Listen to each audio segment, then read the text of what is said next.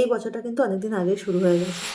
তারপরে বই রেকমেন্ডেশন দেওয়া, বুক হল, তারপরে বইমেলা যাওয়ার যত রকমের রেকমেন্ডেশনস হয় সব কিছুই দেওয়া হয়েছে।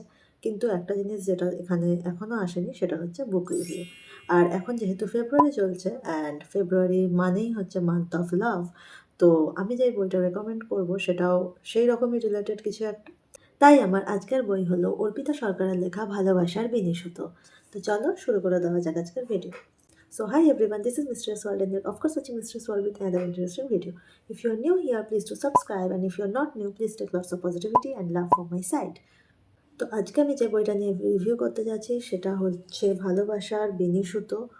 আর এর লেখিকা হলেন, যারা যারা সোশ্যাল মিডিয়ায় অ্যাভেলেবেল আছে নিশ্চয়ই এনাকে চেনো না এমন হতেই পারে না, অর্পিতা সরকার। অর্পিতা সরকারের লেখা সাইলেন্ট কিলার আর মর্নিং ওয়াক সিরিজ, এই বই দুটো আমি আগে পড়েছি। ওনার লেখা খুব সহজ সরল হয়, তো আমার বেশ ভালো লেগেছিল পড়তে। তো তারপরে আমি এই বইটা কেনার সিদ্ধান্ত নিই। এরপরেও অর্পিতা সরকারের লেখা রক্তপলাশের বনে আর লাইট ক্যামেরা অ্যান্ড মার্ডার বইটি আমার টিবিআরে আছে। দেখা যাক কবে আমি কিনতে পারি, তারপরে পড়তে পারি। তো এই বইটি দেশ পাবলিকেশন থেকে প্রকাশিত। এর মুদ্রিত মূল্য আছে 299, আর এটা প্রকাশ করা হয় প্রথমে 2025 সালের নভেম্বর মাসে। খুবই নতুন একটা বই, কয়েক মাস আগেই এটা রিলিজ করেছে। তো এখানে খুব সুন্দর প্রচ্ছদ আর অলঙ্করণ করা আছে, সেগুলো করেছেন রঞ্জন দত্ত। আমি এই প্রচ্ছদটা নিয়ে কিছু বলতে চাই। অ্যাকচুয়ালি এর ডাস্ট জ্যাকেট ছিল, যেটা আমি এই মুহূর্তে খুঁজে পাচ্ছি না। আর এটার মধ্যে আপাতত কোনো ডাস্ট জ্যাকেট এখন নেই, এটা ছিল ডাস্ট জ্যাকেট। তো এর যে কভারটা রয়েছে সেই কভারটা এত সুন্দর।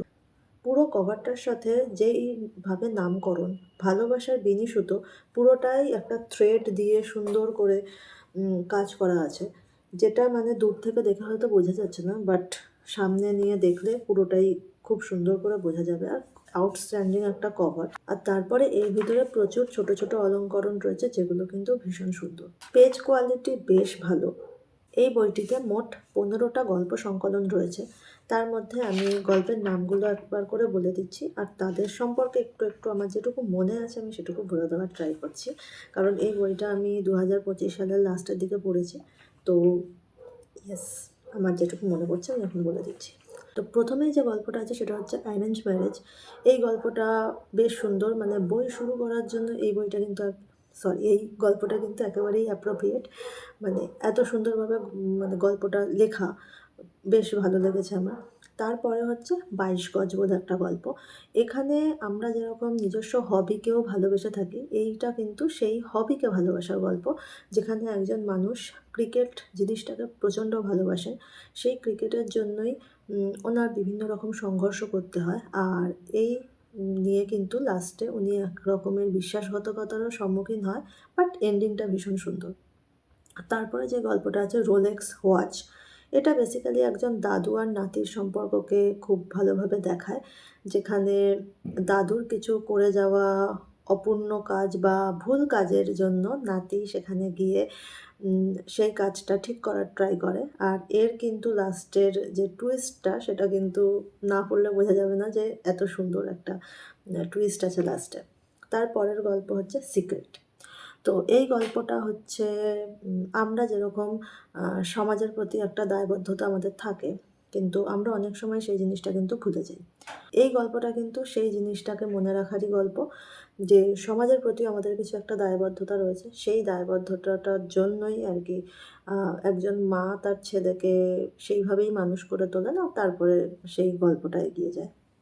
তারপরের গল্প হচ্ছে মন খারাপের ওষুধ। এই গল্পটাও একজন কিশোরের তার নিজস্ব একটা স্বপ্নকে সত্যি করার গল্প, যেখানে তার কাকা তাকে হেল্প করে। আর ইয়েস, এই গল্পটা বেশ ভালো। তারপরে হচ্ছে কাজরি নদীর তীরে। এই গল্পটা একটা ভৌতিক ব্যাপার আছে, আমি এটুকুই বলতে পারি। তারপরের গল্প হচ্ছে পান্না হলো সবুজ। এই গল্পটা কিন্তু একটা ভক্তি বিশ্বাস আমাদের যে মনে থাকে সেইটাকে নিয়েই মানুষের ভালো কাজে লাগানোর একটা গল্প। তারপরের গল্প হচ্ছে ফিরে পাওয়া। তো এখানে এই গল্পটা কিন্তু একটু অন্যরকম, কিন্তু বেশ ভালো। এখানে একটা বাবা আর ছেলের সম্পর্ককে দেখানো হয়েছে, কিন্তু তারা বায়োলজিক্যালি কানেক্টেড নয়। তারা নিজেরা বায়োলজিক্যালি কানেক্টেড নয়। তো সেখানেও দেখা যায় যে সেই বাবা লিগালি লড়াই করে সেই ছেলেকে নিজের কাছে রাখার জন্য তার নিজের মায়ের কাছ থেকে নিয়ে আসে।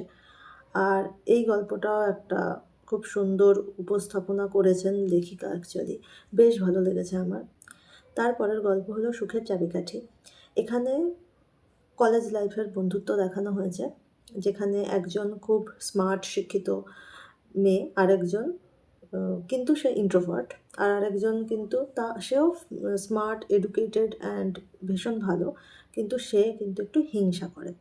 তো এই হিংসার জন্যই মানুষের জীবন কিভাবে বদলে যায়, আর লাস্টে যে ইন্ট্রোভার্ট সে কিভাবে নিজের আত্মসম্মান বজায় রাখে আর একটা নতুন জীবন নিজের জন্য তৈরি করে নেয়, সেটাই দেখানো হয়েছে গল্পটা। ভীষণ সুন্দর গল্পটা, মানে এই মাসে পড়ার মতো একদম অ্যাপ্রোপ্রিয়েট একটা গল্প এটা। তারপরের গল্প হচ্ছে অবৈধ। এই গল্পটা বেশ ভালো, আর লাস্টে কিন্তু একটা টুইস্টের জন্য অপেক্ষা করে থাকতেই হবে। তারপরের গল্প হচ্ছে ৩ মৃত্যুর গ্রাম। এই গল্পটা কিন্তু না পড়লেই নয়। এটা একটা খুব সুন্দর গল্প, মানে একটা বিলিফ যেটা গ্রামের মানুষ বছরের পর বছর ধরে মেনে এসছে, সেইটাই সত্যি হয়ে যেতে কীভাবে দেখেছে মানুষ, সেটা নিয়েই গল্প। খুব সুন্দর। আয়নার মানুষ, এই গল্পটা আমার এই মুহূর্তে কিছু মনে পড়ছে না। এর পরের গল্প হচ্ছে হানিমুন। এই গল্পটা না পড়লেই নয়, অসাধারণ একটা গল্প। আর লাস্টে যে এরকমভাবে যে গল্পটা শেষ হবে সেটা কিন্তু শুরুতে বোঝাই যায়নি। এত সুন্দর গল্পটা, খুব ভালো। তারপরের গল্প হচ্ছে সেলিব্রিটি। এই গল্পটা একজন সেলিব্রিটি মায়ের, আমি যদি খুব ভুল না হয়ে থাকে, সেলিব্রিটি প্যারেন্টসদেরই মানে একটা নিজেদের ছেলে মেয়েদের কাছ থেকে এক্সপেকটেশনস থাকে, সেই জিনিসটা নিয়েই একটা গল্প।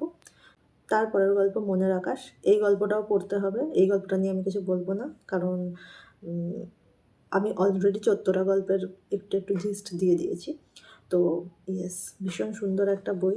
তো এই বইটাকে যদি আমার রেটিং দিতে হয়, আমি এটাকে 4.5 রেটিং তো দেবই, কারণ কোনো গল্পই একদম খারাপ নয় বা আমি বুঝতে পারিনি, আমার মাথার উপর দিয়ে গেছে, এরকম নয়।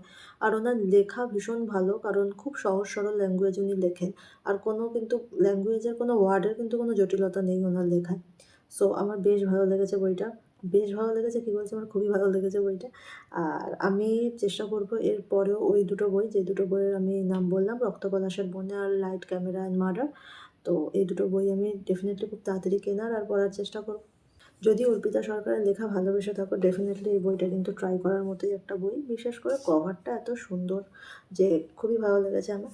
আমি ঠিক করেছি যে এই মাসে আমি এইরকম বইয়েরই কিছু রেকমেন্ডেশন দেবো। হতে পারে একটা বই আমি ইংলিশেও হয়তো দেখাবো।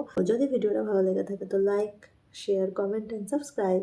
আর তোমরাও বই পড়তে থাকো, আর জানিও যে তোমাদের কাছে যদি এরকম কোনো রেকমেন্ডেশন থাকে আমাকে কমেন্ট সেকশনে জানিও। দেখা হচ্ছে পরের ভিডিওতে, মোস্ট প্রবাবলি নেক্সট উইক। তো ততক্ষণের জন্য বাই।